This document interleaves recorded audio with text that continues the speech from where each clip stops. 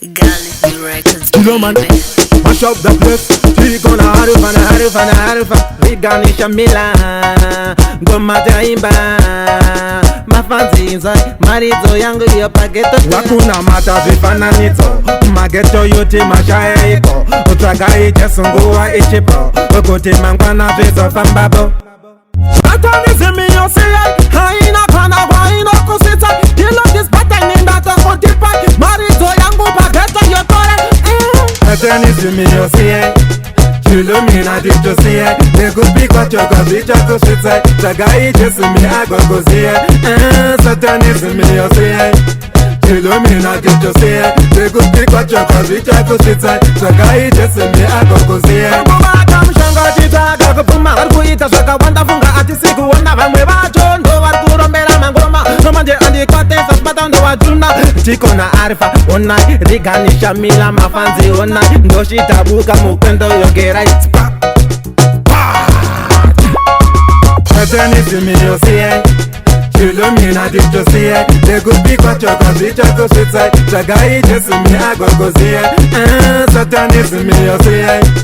Chilumina dichosiye nekupikwa chokazicha kusvitsa tsagai jesumi agogoziye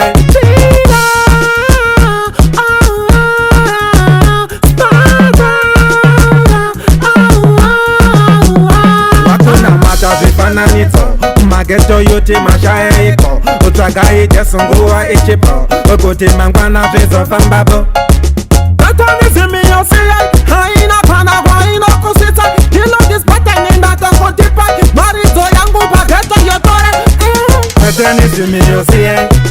Chilumina dichosiye nekupikwa chokazicha kusvitsa tsagai jesumi agogoziye Satanizmi yosiye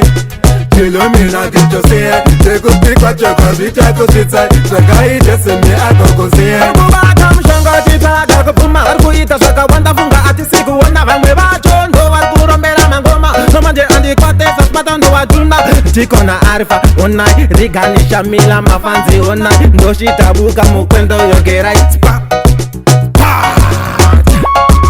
Satanizmi yosiye Chilumina dichosiye nekupikwa chokazicha kusvitsa tsagai jesumi agogoziye Satanizmi yosiye